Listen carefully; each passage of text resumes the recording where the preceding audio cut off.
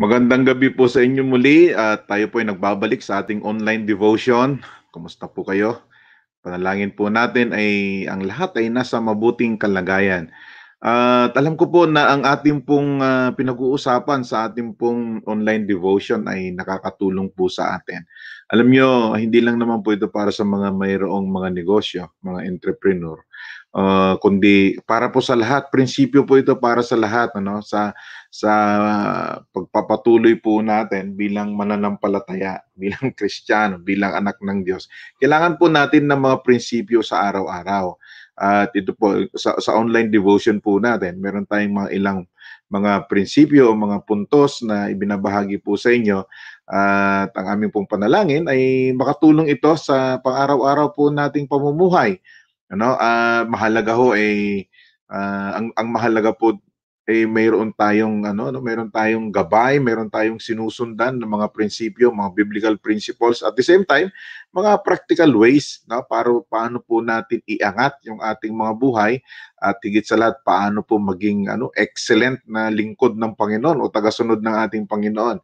Kaya po sabayan niyo po ako saglit sa loob ng 30 minutes, no, or kung mapasarap tayo ng kwentuhan mga sumobra ng mga ilang minuto. Pero sa gabi pong ito, meron po tayong ilang pag-uusapan. Yung mga nakaraan, we talk about vision, we talk about potential, at itong mga ilang prinsipyo na ito, mga kapatid, pwede nating itong talagang gabay o pwede nating panghawakan. Pwede nating i-apply, no, sa ating mga buhay upang sa ganon ay makalipad tayo ng maayos. Sa totoo lang, kailangan po natin ng input. Oo, kailangan po natin ng input. At kumuha po tayo ng input na nanggagaling po sa prinsipyo ng banal na kasulatan o ng Bible o kaya mga biblical principles, no? Mga makadiyos na mga prinsipyo dahil kailangan po natin 'yon.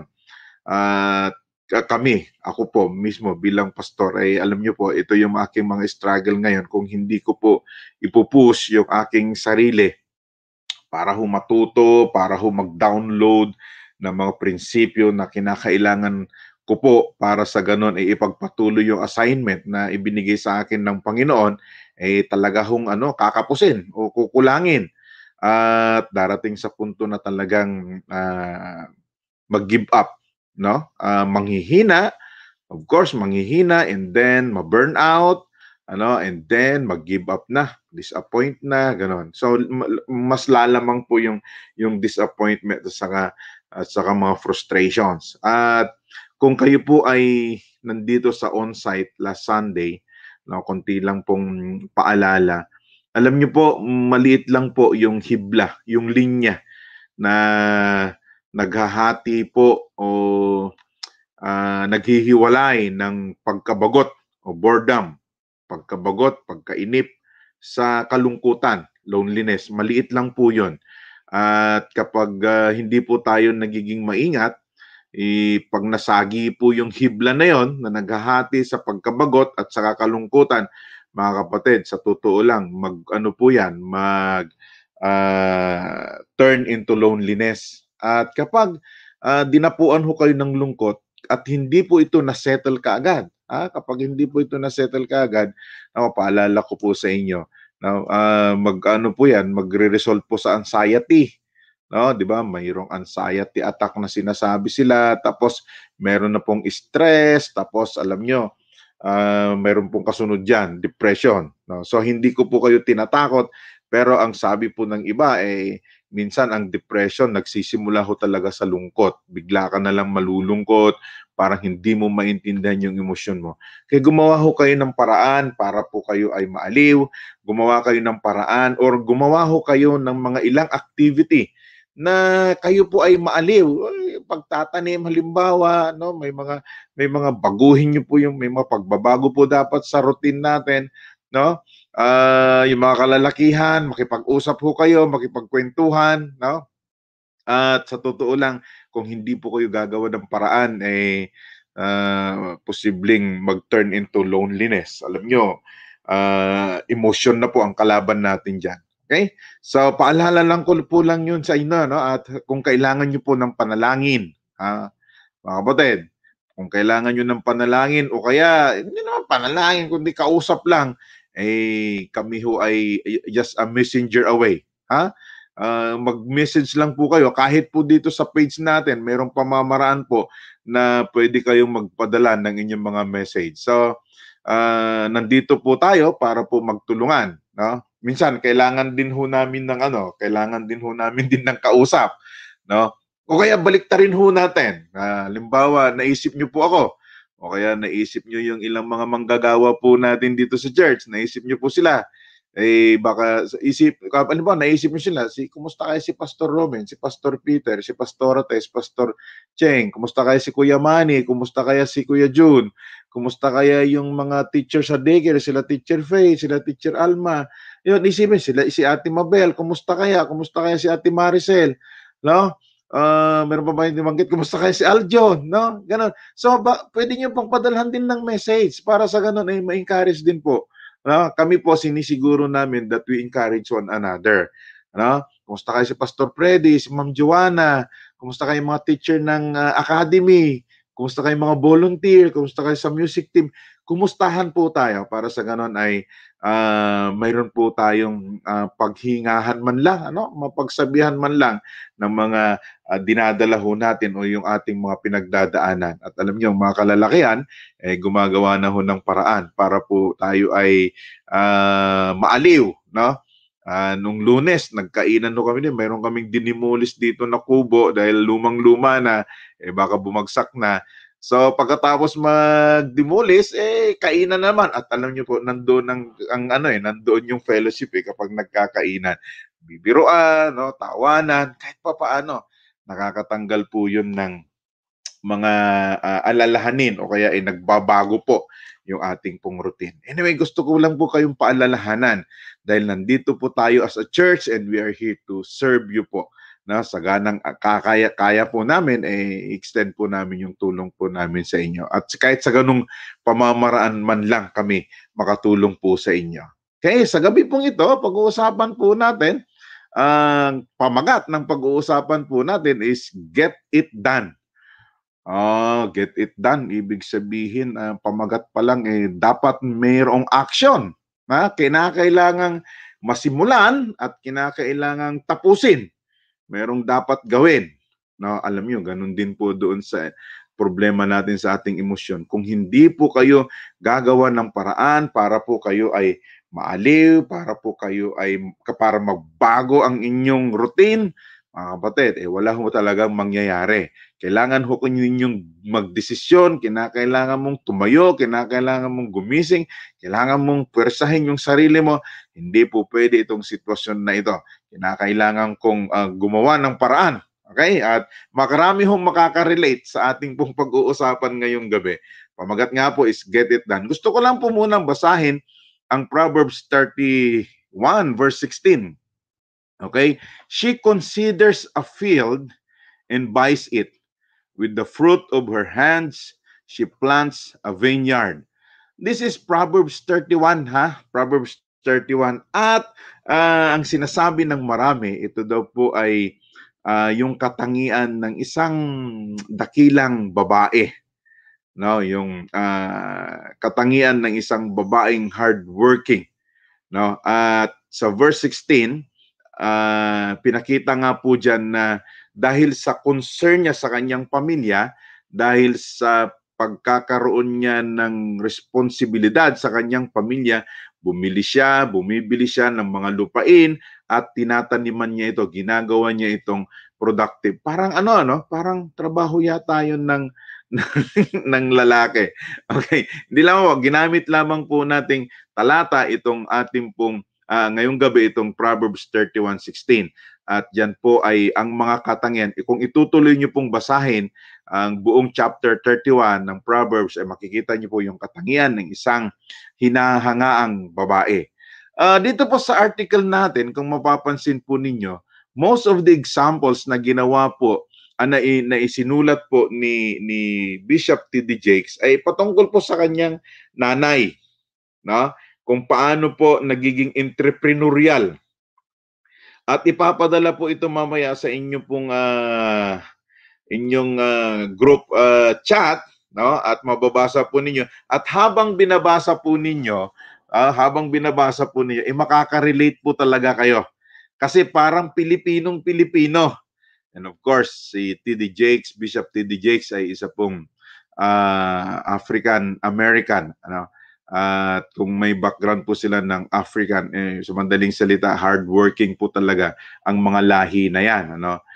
Black American. No? So, dito po, kung mababasa po ninyo, ay makaka-relate kayo dahil paano nakakatulong ang kanyang nanay sa pagtugon sa pangangailangan ng pamilya, no? At kung mapapansin po ninyo diyan later on, ibubuod ko lang yung nanay niya ay isang teacher, pero after teaching, aside from sa kanyang profession na teacher, meron pa siyang tawag nating mga Pilipino sideline. Okay? At ang nanay ko po kasi noon, no, nakarelate po ako dito sa kwento kasi ang nanay ko po ay nagtuturo din noon. Ang aking nanay po ay graduate po sa isang Bible school sa Mindanao, no? At tumira ho kami sa malapit sa compound ng school, no? At ang nanay ko ay mayroon siyang mga subject na itinuturo, no? Pero ito, matatawa siguro kayo, no? Pero bago kami pumasok, bago siya pumasok sa school, magluluto po muna ng donut. Donut, hindi Dunkin Donut. Donut, okay, yung donut. No? O kaya magbe-bake siya ng cake. At iiwan po namin yon, ipapadala po niya sa amin at iiwan po niya doon sa kantin. No? So mayroon ng listahan, no? Iiwan doon. Tapos kukunin ko na lang o kaya sino man sa aming magkakapatid ang unang uuwi, dadaan sa kantin at kukunin ko na lang yung pinagbentahan. Of course, may porsyento na yung kantin. Ganun po yung aming pamamaraan para po may pandagdag. Ayan, may pandagdag doon sa gastusin sa bahay. At namulat po ako sa ganon. Kung weekend naman, gagawa po ng ice candy ang nanay ko o kaya ng donut, weekend naman, nilalako ho namin at siguro marami hong nakaka-relate sa akin. No, para po pandagdag sa income. And of course, by the time, dahil yung aming school naman na pinagtuturuan ng nanay ko is a Christian school, so more or less, mga love gift lang po yung kanilang natatanggap at kung meron mang sweldo, minimal lang ho. No? Dahil it was a Christian school and most of the time, parang voluntary po doon sa kanilang pagtuturo. At ang kagandahan naman ho doon, of course, mayroon namang discount yung mga anak. Kaya ganun po kami nabuhay. At kagaya din po nung ating article, may mga bagay pong ginagawa yung nanay ni Bishop T.D. Jakes para po makatulong sa pangangailangan ng pamilya at hindi lang yung tatay niya ang naghahanap buhay.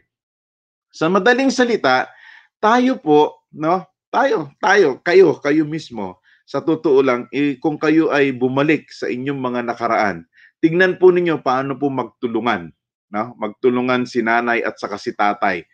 Ano? Para lang sa ganun ay mairaos o kaya matugunan ang pangangailangan.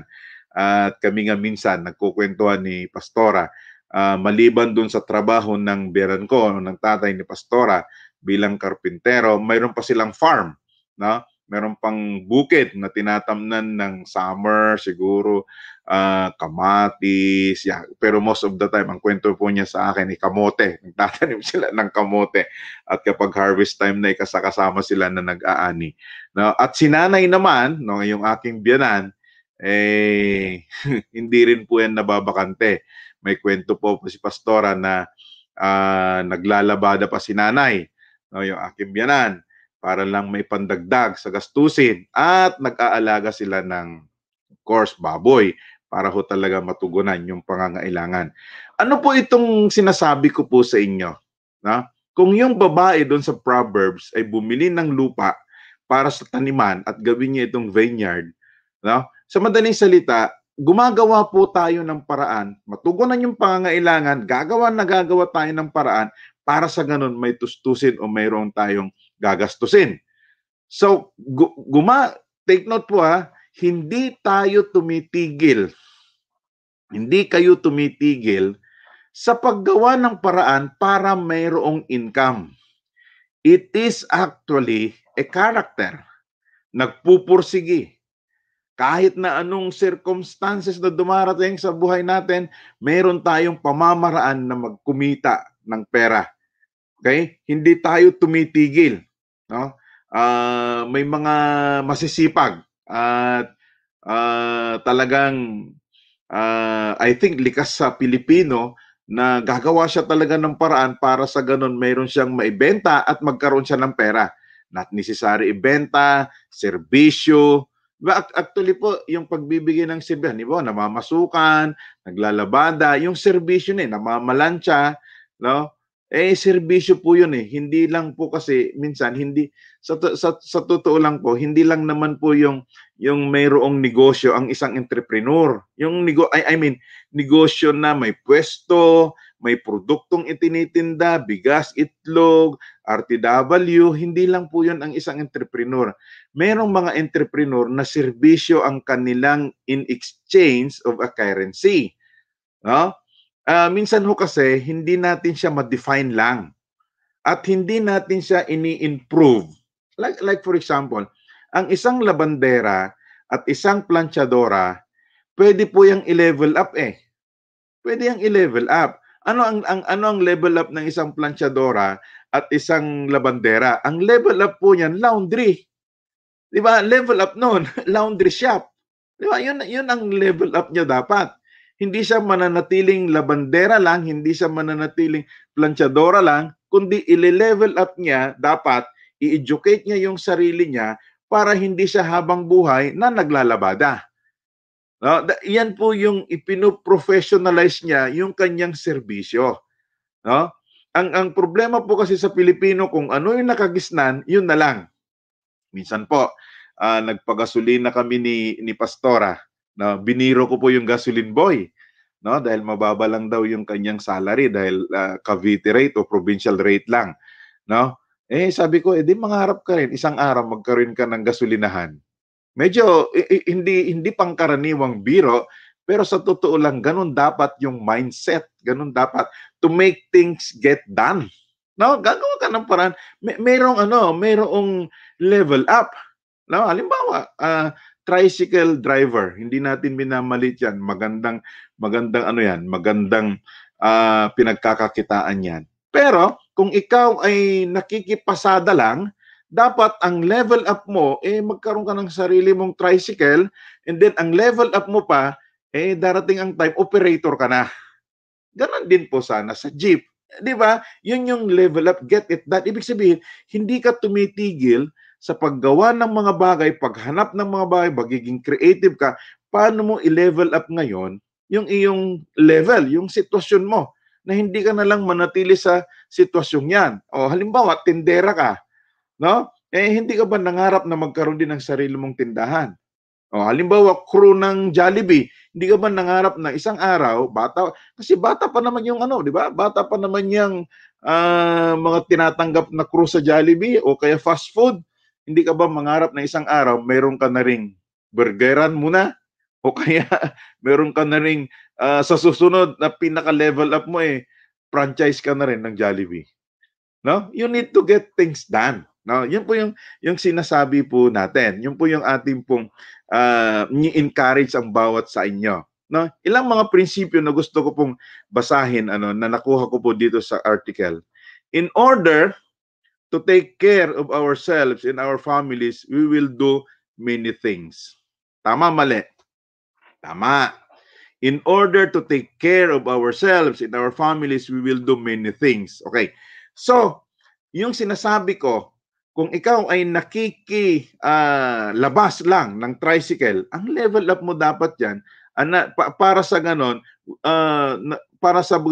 sinasabi mong you will do many things para lang sa iyong pamilya, ang level up mo dyan, magkaroon ng tricycle one day, owned. Di ba? Hindi ka na lang nakikiboundary, kundi sarili mo na. Oh, in order to take care of ourselves and our families, we will do many things. Totoo po yun. Sa totoo lang, maraming nakaka-relate sa atin ngayon. Sa totoo lang, dahil yan ang prinsipyo ninyo ngayon. No?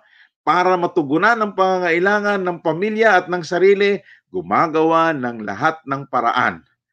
Di po ba? Pangalawang prinsipyo, in order to have a business flourish, no, we will work several odd jobs to finance our true passion. Di ba? Sa Amerika, meron daw po silang tinatawag na double job, triple job, multiple job. Halimbawa, makatapos na siya ng 8 oras dito, another hour na naman, another hour, may mga extra sila. No, dito sa Pilipinas so kasi talaga ang option mo lang talaga mag-create ka ng negosyo mo if you are unemployed, no? Hindi ko alam kung meron dito nagdo-double job. Of course, kung ikaw ay empleyado, meron kang extra, negosyo na 'yon. Personal na oras mo na kasi 'yon, no? Sa mga freelancer, of course, sa mga freelancer naman, halimbawa, mga financial planner, mga freelancer na auditor, mga freelancer na bookkeeper, di ba? So, mayroon yan silang mga multiple client, no? So, that's another principle, no? Magiging multiple. Yung una, we do many things para ma-provide sa ating pamilya so that we can take care of our family and ourselves. Pangalawa naman, gagawa tayo lahat ng trabaho, maghanap ng ibang mga trabaho, adds job nga no? Ibig sabihin kahit na hindi parang hindi mo linya, no, basta pagkakakitaan gagawin pa rin natin, no? Para sa ganon ay mai-finance natin ang ating mga passion. Okay? We do another thing, we do what we have to do to make our vision come to light. Tama po? Ginagawa po natin lahat ng ating magagawa para yung vision natin in the future maisakatuparan, para ito ay magiging posible. Okay, another thing, whatever is needed, whatever has to be done, we get it done. Okay, whatever has to be done po yan. Okay?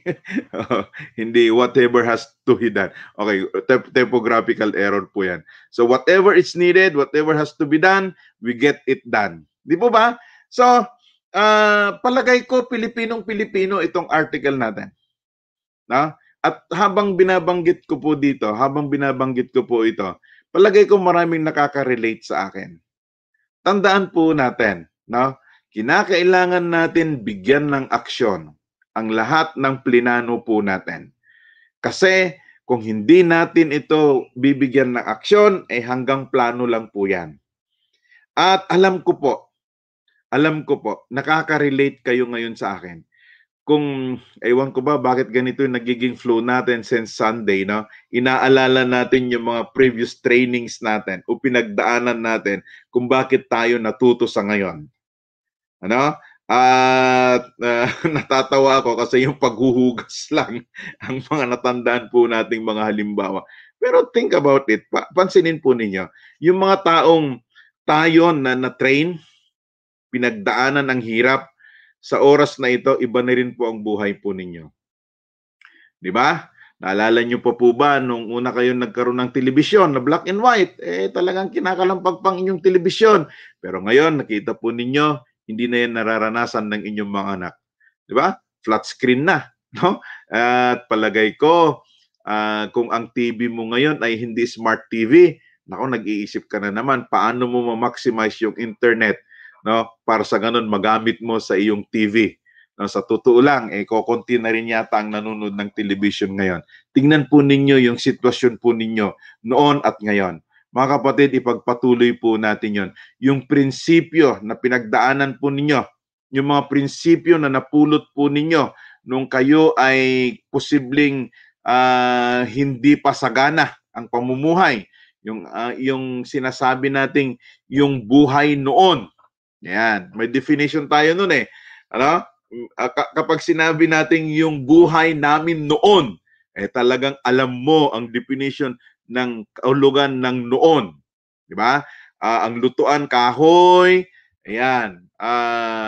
hindi pa uso ang rice cooker, posibleng wala pa kayong refrigerator noon na kinakailangan mong yung pritong isda ay kailangan mong isabit, ilagay sa basket at isabit para hindi pakialaman ng pusa, na ang pritong isda noon ay hindi pwedeng solong ulamin, kundi yan lang ay pansahog. Ngayon po, solong ulam na yan. Pag prinito mo, inuulam natin kaagad. Ewan ko po kung naranasan po ninyo yon. Kung hindi po ninyo naranasan yun, rich kid po kayo. No? Kayo ay rich kid. No? So yan po yung mga buhay natin, buhay po ninyo na yun. Pero bago na ngayon. Hindi mo na, tingnan nyo, mayroon na kayong rice cooker, hindi na kayo nagluluto sa kahoy, bagamat yung iba may gumagamit pa rin ng kahoy, pero iba na rin po ngayon. 'Di ba? May bago na ngayon. Baka sa darating na panahon mawala na yung kawali kasi meron ng air fryer ba 'yon? Tawag nilang 'yon. Hindi ko pa alam kung paano gamitin 'yon, no? Na ipasok mo yung buong manok, paglabas lechon. Ganun. Nagbago na. Anong ibig sabihin po noon? May mga taong nalampasan na yung ganung level ng buhay. Sa madaling salita, may mga sinunod silang mga prinsipyo, may mga hakbangin silang sinunod para sa ganun mapagtagumpayan ang buhay. Iba na po ngayon. Kung ano po yung ginamit ninyong prinsipyo noon, gawin po rin po ninyo ngayon. Kasi gaya ng sinabi natin, whatever is needed, whatever has to be done, we get it done. Tama? Whatever is needed, whatever has to be done, we get it done. Tama po ba yung ating article? Tama po ba yung ating kasabihan dyan? Gumagawa tayo ng paraan para maisakatuparan ang isang bagay. Ang tanong ko po ngayon is this: what do you need to do to get it done? More pa ha? Okay, kasi hindi ka naman dapat tumigil. May TV ka na, may rice cooker ka na, nakakatulog ka na sa malambot na kama, tumigil na ba ang buhay? Ibang level na naman po. What do you need to do to get it done? Another level, another level, another level of life. Kasi hindi po talaga tayo titigil because we want to be a blessing. You want to be a blessing. You want to soar high because you want to be a blessing so that God will be glorified. Dapat ganun po yung pananaw po natin. Dapat ganun yung pagtingin po natin. Mga kapatid, I just want to declare blessing sa inyo. Sana nakuha po natin yung mga prinsipyo na magpatuloy po tayo sa ating buhay. Okay? Get it done. Panginoon, maraming salamat sa gabing ito. Pagpalain niyo po yung aking mga kapatid na sumabay sa aming online devotion. Patuloy niyo po silang palakasin at patuloy niyo po silang bigyan, Panginoon, ng creative ideas, mga innovation, Panginoon. Paano po nila ma-improve ang kanila pong business, ang kanilang product, paano nila i-reposition, Panginoon. Paano nila maintindihan yung paano bumibili ang tao. Maintindihan nila ito, Panginoon. Bigyan niyo sila ng wisdom, bigyan niyo po sila ng understanding, karunungan, pagkaunawa sa sitwasyon. At Panginoon, patuloy na magkaroon ng kaalaman sa kanila pong ginagawa. Even, Panginoon, sa mga empleyado, paano nila pagbutihin yung kanilang ginagawa para sa ganun yung pabor ay makita po, yung pabor, Panginoon, ay maibigay sa kanila. Yung pabor ng kanilang mga superiors, yung may-ari ng kumpanya ay maibigay sa kanya. Lord, we will soar. Alam namin, Panginoon, we will prosper. Alam namin, Panginoon, na in this midst of pandemic ay mararanasan namin pa rin ang kaalwanan sa buhay. Salamat po, Panginoon, sa lakas na nanggagaling sa iyo. Pagpalain niyo po ang bawat isa na sumabay sa amin pong devotion sa gabing ito. Sa pangalan ni Jesus. Amen. God bless you po. This week at New Life Tanza Online. As we step into a new season, we believe that the God of Extraordinary will continue to do extraordinary things for us this year. We pray that these online activities would help you to remain stronger in every aspect of your life. Stronger 2021. Got any questions after hearing this week's message? Let's get them answered on Roundtable, Mondays at 8 p.m. Send in your questions via the comment section or direct message. You can also be part of our online devotion as we study the Word of God together from Tuesday till Thursday at 8 p.m. And of course, let's celebrate and fill our days with His praise on our Praise Break every Friday at 8 p.m. Catch all these weekly programs on our Facebook page at New Life Tanza and YouTube channel at New Life Tanza Official. If you want to get deeper in your faith and in your knowledge about the Bible, we invite you to join our journey classes every Sunday at 3 p.m. through our Facebook group Let Us Journey Together. All audio recordings of our reading of the Bible on Speak Life is available on Spotify at New Life Tanza. Make sure to share it with your friends and loved ones and listen in as we hear the Word of God. To all the ladies out there, Hello Sis has moved to a new day and time slot every Friday at 7 p.m. Catch it on Facebook through the Virtuous Ministry page. We are inviting all children on their weekly habit on Kids Jam Online every Saturday, 10 a.m. through our Children's Ministry page at Little Giants. Our generational gatherings continues via Zoom. Follow their social media accounts to know how you can join the meetings. See you there! We can't wait to see you again in church, whether on-site or online. Make sure to invite someone by sharing the link or hosting a watch party. All services are simulcast over New Life Tanza on Facebook and New Life Tanza Official on YouTube. To register for our on-site service, please go to our Facebook page on your desktop or mobile app and click the sign up button. If you cannot register online, you can just contact your area coordinators. We continue to make Jesus known, and together we will be stronger. See you online this week.